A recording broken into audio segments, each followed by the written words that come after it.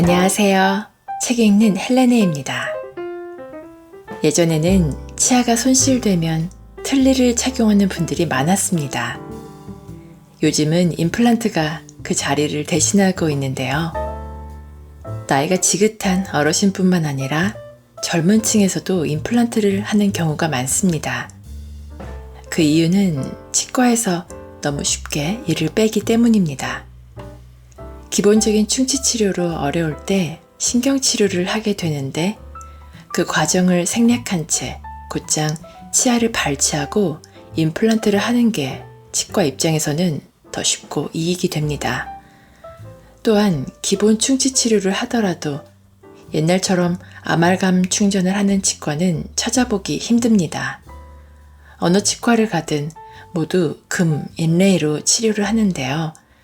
아말감보다 금이 안전하다고 하지만 사실 아말감도 제대로 사용하면 위험할 일은 없습니다. 다만 아말감보다 금이 단가가 높기 때문에 치과에서 선호하는 것입니다. 이러한 이유로 환자 입장인 우리가 치과에 갈 때 혹시 과잉 진료를 하지 않는지 잘 살펴봐야 하는데요. 오늘 소개해드릴 책은 임플란트 함부로 하지 말아야 할 이유입니다. 지은이 김광수, 펴낸 곳은 도서출판 말입니다. 이 책은 예방치과 전문가로 수십 년 동안 활동한 현직 치과의사가 치과업계를 향해 던지는 경고장이자 내부 고발장입니다. 저자는 값싸고 우수한 재질의 충치치료제인 아말감이 사라지고 금 인레이와 임플란트가 만연한 치과업계의 현실을 개탄합니다.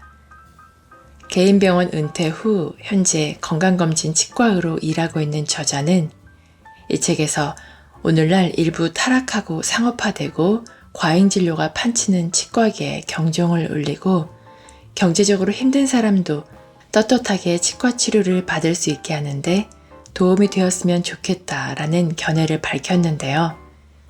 임플란트에 대한 이야기와 근본적으로 충치를 예방하는 방법을 자세히 알아보기 위해 책 속으로 들어가 보겠습니다. 신경치료보다 임플란트 선호하는 이유. 직장 구강검진을 하다 보면 치아가 대량으로 결손된 사람들을 자주 만나게 된다. 노인이라면 몰라도 젊은 사람도 그런 경우가 흔하다. 아니, 왜 이렇게 치아가 많이 없어지셨어요? 그러면 대개는 싹 빼고 임플란트 해넣으려고요 라는 반응이 온다. 아무리 그래도 그렇지. 이건 결손치가 너무 많다. 그런데 그런 사람들이 심심치 않게 많다. 이건 무슨 현상인가? 전에 보지 못하던 치아 상태다. 왜 이렇게 사람들이 치아를 많이 뽑을까? 과거에는 환자건 의사건 치아를 뽑지 않고 하나라도 치료해서 살리려고 애를 썼다. 우리 세대의 치과 의사들은 충치를 때우고 신경치료하고 그 다음에 치관이 파괴될까봐 인조치관을 해 씌워주는 일이 진료의 대부분을 차지했다. 치과 의사가 하는 일이 대부분 망가진 치아를 살리는 일이었다. 심지어 우리는 뿌리만 남은 치아를 어떻게 살릴 수 있는가에 관해 공부하고 노력했다. 뿌리 끝에 고름이 잡혀서 거의 빼야 할 지경이 된 치아를 빼지 않고 어떻게 잇몸 부위로 배농을 시키고 환부를 적출해서 살리느냐를 가지고 실력 있는 의사라고 뽐내기도 했다. 그런데 요즘 내가 검진하는 회사원 노동자들의 구강을 보면 치료 중인 치아, 신경치료를 하는 치아를 거의 볼 수 없다. 그렇다면 이건 무엇을 뜻하는가? 요즘 치과의원에서는 많은 경우 치아를 살리려고 노력하지 않고 그냥 발치한다는 뜻이다. 그런데 이게 옳은 일일까? 이들이 그냥 손쉽게 발치하며 내세우는 이유는 이제 임플란트가 발달했으니까, 그리고 임플란트도 많이 싸졌으니까 힘들게 살릴 필요가 없다라는 것이다. 또 치료해봐야 얼마 못 간다라고도 한다. 물론 변명이다. 대부분의 병이 그렇듯이 치료하고 나서 그 치아를 얼마나 오래 쓸지는 지내보아야 아는 것이다. 그리고 의사는 최대한 그 치아를 오래 쓸 수 있도록 노력해야 한다.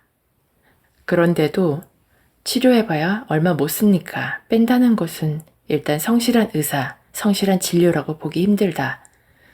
다음으로 임플란트가 좋아졌다고는 하나 아무리 잘 만든 임플란트라고 해도 자기 치아만은 못하다.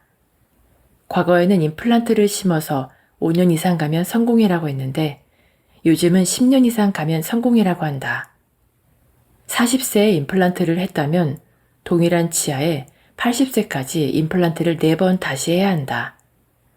그런데 실제로는 임플란트를 심어서 10년 후라고 해도 10년 후에 임플란트가 빠지면 대개 그 자리에 다시 임플란트를 심어서 성공하는 경우는 드물다.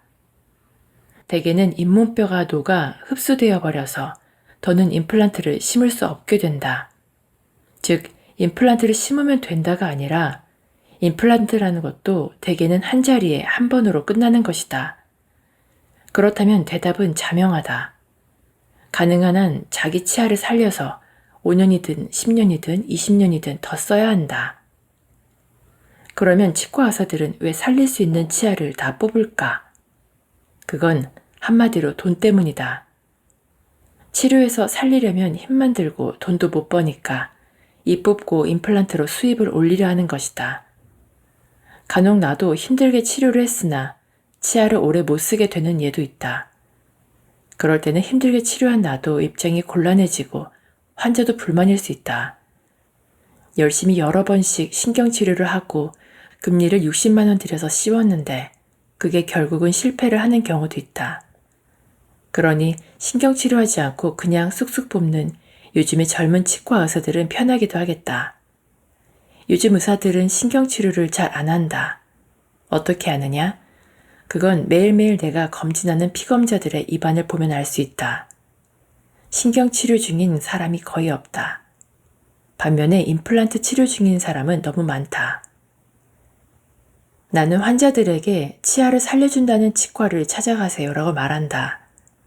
요즘 의사를 불신하는 환자도 많지만 다니는 치과를 바꾸면 환자 의사 간에 신뢰에 금이 간다라고 생각하는 착한 환자들도 많다. 그래도 나는 치과를 3군데까지 다녀보고 검사를 받고 의사 얘기를 들어보시라고 권한다. 정작 환자가 의사를 못 믿게 만든 것은 의사 자신 때문이다. 말하자면 과잉진료 때문이고 상업성 진료 때문이다. 임플란트 가격이 내려간 이유. 임플란트에 관해 이야기할 때 사람들이 가장 궁금해하는 것이 가격이다. 사실은 가격이라고 하기보다는 치료비 혹은 시술비라고 해야 옳다. 결론부터 말하면 요즘 시중에서는 80에서 120만 원 정도 한다고 생각된다. 그런데 의사가 말하는 적정 진료비는 어떻게 정해지는 것일까? 상품이라면 생산비와 적정 이윤이 시장 가격이다. 그리고 생산비는 물적 생산과 인적 생산으로 이루어진다. 즉, 재료비와 노동력, 기술력, 투입시간 이런 것들이다. 하지만 의료비는 이렇게 계산할 수 없다. 사고 파는 상품이 아니기 때문이다. 이런 식으로 가격을 정하기도 어렵다. 사실 의료비란 어찌 보면 의사가 치료해주는 데에 대한 대가로서의 사례비일 것이다. 그러니까 그 사례비는 환자의 경제력에 따라서 달라질 수도 있고 의사의 노력과 유명세, 사회적 지위에 따라서도 사뭇 달라질 수 있다. 그래서 정하기 힘들다. 그래도 관행 수가라는 것도 있고 시장 가격이라는 것도 있다. 그것은 계산보다는 관행적 결과에 따라서 생겨난 것이다.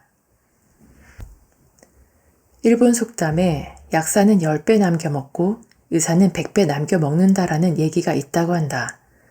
몇 배라는 계산은 원재료가 있어야 할 것인데 약사가 취급하는 약은 공장도 가격이라는 것도 있겠지만 의사는 그것도 어렵다. 사실 병원의 경우 재료비나 시설비보다는 인건비가 많이 들고 의사 자신의 급료가 클 것이다. 그러니까 의료비를 정하는 것이 어려운데 그래도 건강보험에서 진료비를 지급하자면 표준이 되는 진료비를 정하지 않을 수 없다. 약사가 10배를 남겨먹는가 생각해보면 요즘은 그렇지도 못한 것 같다. 약사가 그토록 논하는 장사라면 왜 약국 때려치우고 나이 들어서 치과대학에 다시 오려고 하겠는가? 그렇다고 해서 치과가 그렇게 잘 버는 것도 아니다. 한편 의사가 100배 남겨먹는가 하고 생각해 보았다. 예를 들어 병원에서 상처를 봉합하는데 50만 원을 받았다면 그 실과 바늘값은 5천 원쯤 들었을 것이다. 그러고 보니 100배가 맞다. 그런데 치과의 경우 금리 하나 하는 데는 금이 평균 3g쯤 든다. 주조 과정의 손실까지 생각하면 한돈인 3.75g쯤 든다. 순도가 100%는 아니라고 하더라도 한돈 가까운 금값이 든다. 요즘 금값이 40만 원 정도 한다면 골드 크라운 하나에 60만 원 받아서 남는 게 없다. 그렇게 보면 크라운 60만 원은 정말 싸다. 만일 크롬 코발트 메탈 크라운으로 하여 30만 원 정도를 받는다고 하면 금으로 하는 것보다도 의사에게는 유리할 것이다.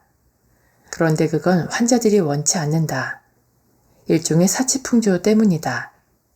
서민들이 그걸 원한다고 해도 이제는 그런 값싼 크라운은 하지 않는 시대가 되었고 의사들은 다른 것으로 수입을 메우는 듯하다.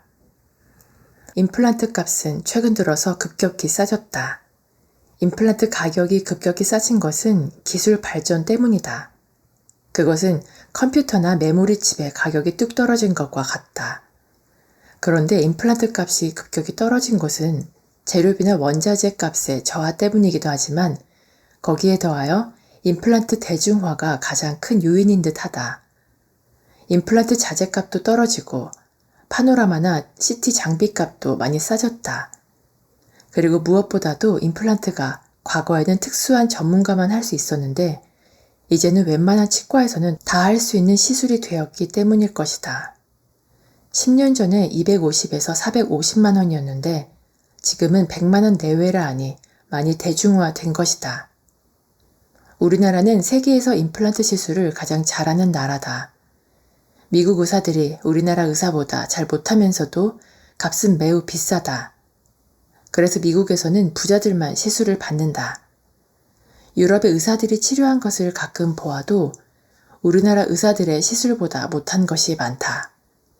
그러면서도 우리나라는 선진국 중에서 임플란트 시술비가 가장 싸다. 임플란트를 잘할 수 있는 의사의 수도 우리나라에 많다. 소위 의사층이 두껍다. 임플란트에 대해서 더 자세한 이야기를 일률적으로 해드릴 수는 없다. 다만 너무 싼 곳은 가지 않는 게 좋겠다고 생각한다. 어떤 분이 매우 싼 곳에서 했는데 아주 잘 됐다라는 얘기를 했다. 그래서 임플란트를 49만 원씩에 했다면 120만 원씩 받는 치과는 부도덕한 사람이 된다. 그러나 병원은 상품이 아니다. 요행이 괜찮을 수도 있지만 그렇지 않을 위험도 많다. 의료사고나 감염으로 고생하는 수도 많고 3개 박으면 되는 것을 6개 박을 수도 있고 안 빼도 되는 일을 뺄 수도 있고 특히 골 이식하지 않아도 되는데 일률적으로 골 이식 비용 30만 원을 따로 받아내는 수도 있다. 임플란트의 평균 수명은 몇 년? 임플란트의 평균 수명은 얼마인가? 골드 크라운의 수명이 평균 10년이라고 하니까 그보다는 짧다고 생각한다. 임플란트에는 신경이 없으므로 많이 망가져도 본인은 모른다. 의사도 잘 모른다.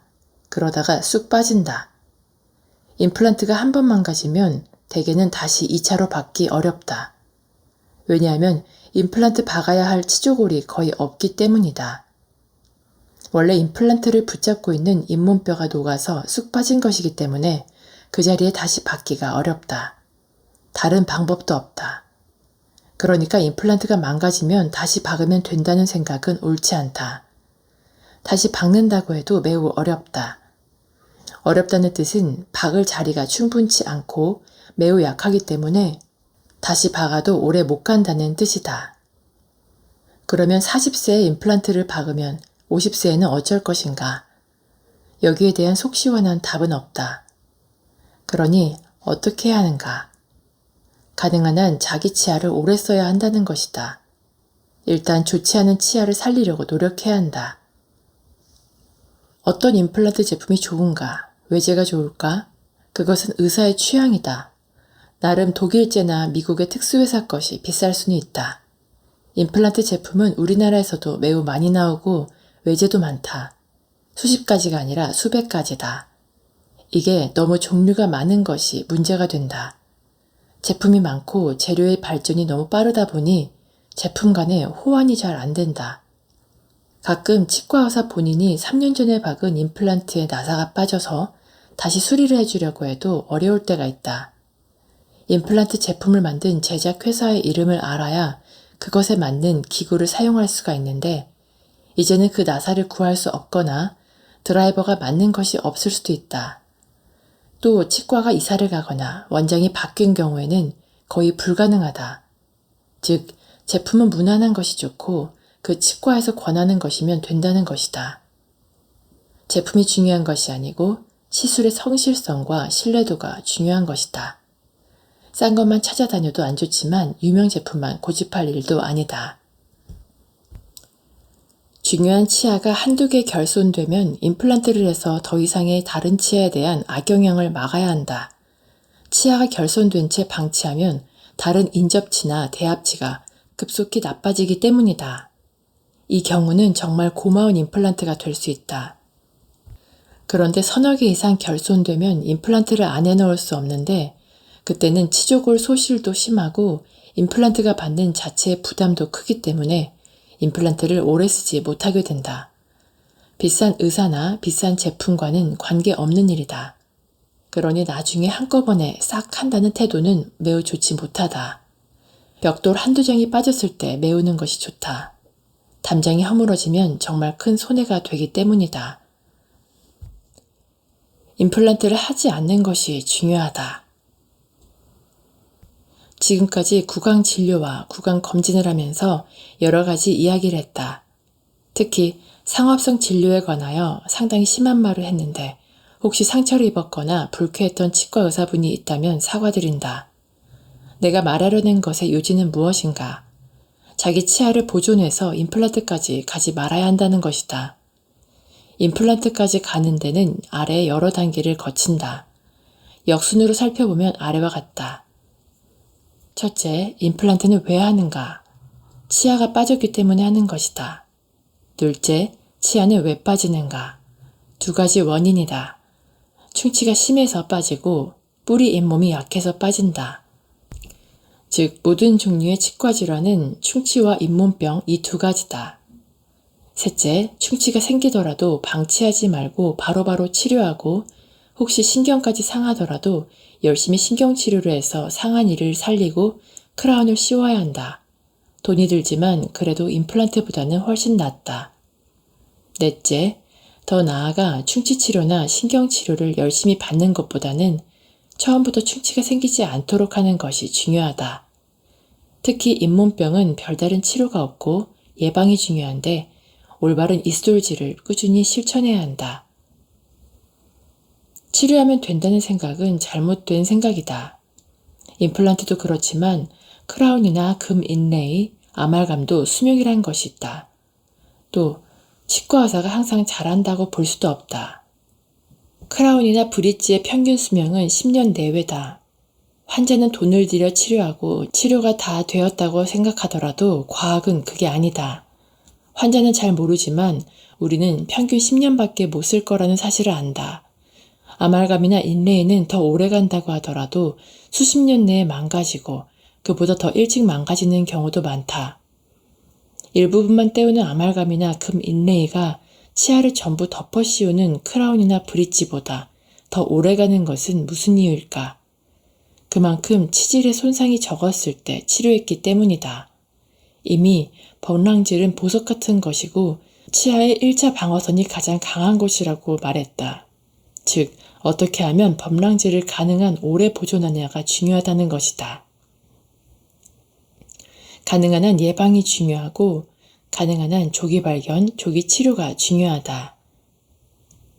사람들은 경시하지만 구강검진이 중요한 것도 그 때문이다. 그럼 어떻게 예방을 하는가? 치과 질환의 예방은 예방약이 따로 있지 않다. 인사돌 이가탄이 많이 팔리는 것도 잇몸병이 그토록 많으며 동시에 그 약으로 치료되지 않기 때문이다. 이런 약들은 그저 영양제라고는 하지만 학계에서는 영양 효과도 별로 없다고 한다. 그러면 의사나 치과가 예방을 해주는가? 1년에 한 번 하는 스케일링은 극히 작은 예방 과정이 되겠다. 그 이외에는 예방 처치가 있다고 해도 불소도포 외에는 입술질 교육뿐인데 실제로 입술질도 자기 자신이 해야 한다. 의사가 해주는 것이 아니다. 무슨 말이냐? 치과 질환 예방은 약이 해주는 것도 아니고 의사가 해주는 것도 아니며 자기가 하는 수밖에 없다. 그러면 자기가 해야 할 일은 무엇인가? 거의 유일한 방법이 있는데 그것은 올바른 입술질이다. 그러나 칫솔질을 하지 않는 사람도 있는가? 그런데도 왜 충치가 생기는가? 예방법은 칫솔질밖에 없는데 칫솔질을 해도 충치와 잇몸병이 생긴다.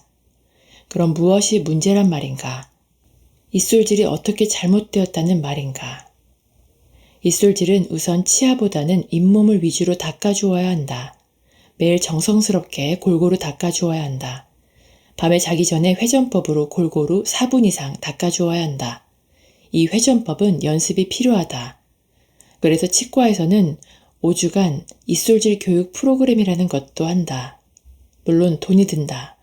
여유가 있는 사람은 도움이 된다. 그러나 집에서 노력해도 충분하다.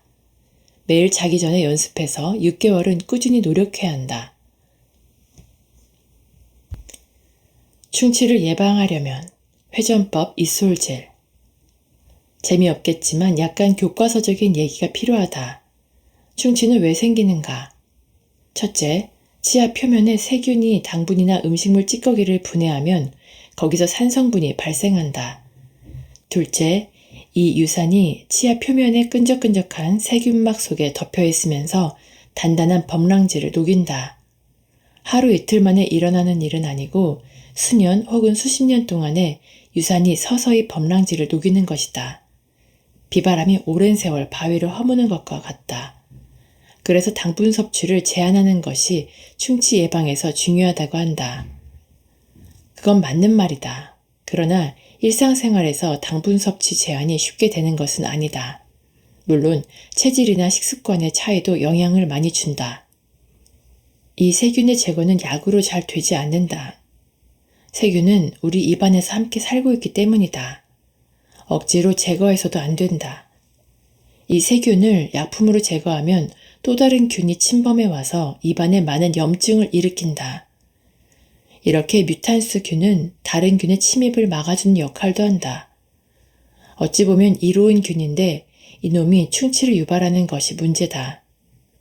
가그린 따위의 구강청정제를 일주일 이상 쓰지 마세요라고도 하는데 바로 이 때문이다. 그래서 이 충치균을 매일매일 닦아서 잇몸과 치아 표면에서 제거해 주어야 한다. 즉, 치아를 골고루 오래 꼼꼼히 닦아 주어야 한다는 것이다. 올바른 회전법 입술질. 1. 치아와 잇몸의 안쪽, 바깥쪽, 씹는 면 세 부분을 모두 닦아준다. 2. 팔로 위아래 혹은 앞뒤로 닦는 것이 아니라 손목을 돌린다.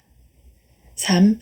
손목을 돌려가며 치아의 뿌리 부분에서부터 머리 부분까지 칫솔을 180도 돌려가며 닦는다. 4. 윗니를 닦을 때는 칫솔이 하늘을 향하고 아랫니를 닦을 때는 칫솔이 땅을 보도록 한다. 5. 그렇게 천천히 손목을 돌려서 한번 쓸어내린다. 같은 동작을 부위별로 10번씩 한다. 6. 위아래 치아의 바깥쪽, 안쪽, 씹는 쪽, 세 면을 다 닦으면 초심자의 경우 2~30분이 걸린다. 칫솔과 치약은 어떤 게 좋은가요? 우선 치약은 한마디로 비싸나 싸나 큰 차이가 없다. 다 잘 만들기 때문이다. 나는 슈퍼에서 가장 싼 2080 치약을 사서 쓴다. 나머지는 향기, 감촉, 뭐 그런 차이일 뿐이다. 우리나라의 치약 시장은 매우 크다. 나는 석사 논문 쓸 때 이것을 조사했는데 모든 치과 의사가 벌어들이는 돈보다 치약 시장의 매출액이 훨씬 컸다. 어쨌든 결론은 치약은 아무 치약이나 써도 된다는 것이고 비싼 치약이라고 해서 더 좋을 것도 없다는 것이다. 소금으로 닦으면 좋냐고 묻는 분도 계신다. 나는 소금이 치약보다 더 좋을 건 없지만 특별히 더 나쁠 것은 없다고 생각한다. 그러나 칫솔은 치약하고는 다르다. 매우 중요하다. 회전법을 제대로 하려면 솔이 상당히 빳빳해야 한다. 그래야 세균도 잘 제거되고 플라크도 잘 제거된다. 플라크는 치아 표면에 생기는 세균의 막인데 저절로 제거되지 않는다. 칫솔로 닦아서 물리적으로 제거할 수 있을 뿐이다. 입술질이 제대로 되지 않으면 이 플라크는 몇 주일이고 몇 달이고 붙어 있으면서 치아를 녹인다. 그래서 충치가 생기는 것이다. 그런데 시중에서 파는 칫솔은 하나같이 너무 부드럽다. 좋지도 않은 것들이 비싸긴 하다. 모두 쓸모없는 것들이다. 소비자는 잘 모르고 부드러운 칫솔이 좋다는 생각에 자꾸 부드러운 것만 산다. 그래서 칫솔 회사에서는 빳빳한 것을 잘 안 만든다. 악순환이다. 빳빳한 것을 쓰면 사람들은 아프고 잇몸에서 피가 난다고 한다. 그러나 그것은 입술질 방법을 잘 모르기 때문이다. 또 피가 난다고 해도 빳빳한 입술로 꾸준히 닦아주면 좋아질 수 있다.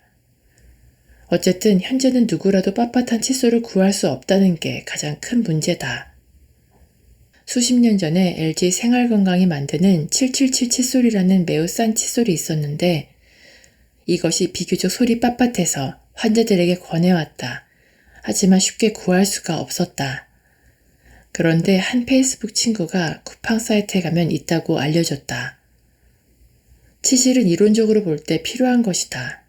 칫솔만으로는 치간의 플라크는 아무리 해도 제거되지 않기 때문이다. 문제는 치실이 사용하기 어렵다는 것이다. 그러나 다행히도 작은 새총처럼 생긴 간편 치실을 팔기 때문에 이것이 권장된다. 또 치아 사이에 음식물이 박히면 바로바로 제거해 주어야 한다. 그렇지 않고 오래 박혀 있으면 이것이 치주병 유발의 중요한 원인이 된다. 치아 사이의 음식물이 바로 치조골을 녹이는 것이다. 나는 전동 칫솔은 절대로 권하지 않는다. 입술질의 목적이 무엇인가?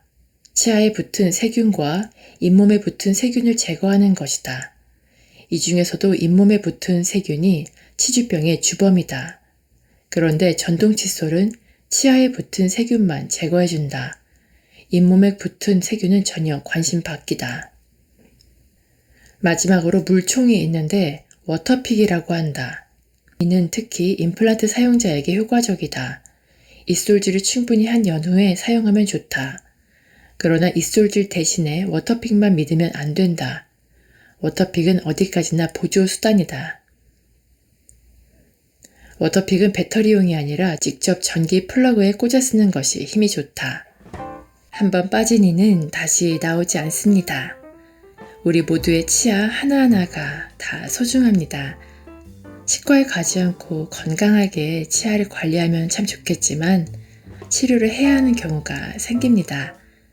기회가 되신다면 책을 직접 읽어보시고 치아 건강을 꾸준히 관리하시면서 혹시 치과에 가시더라도 치료 방법이 적절한지 잘 판단하실 수 있기를 바랍니다. 오늘도 끝까지 저와 함께 해주셔서 감사드리고요. 구독과 좋아요, 댓글, 알람 설정은 제게 큰 힘이 됩니다. 즐거운 하루 보내시고 다음에 또 만나요.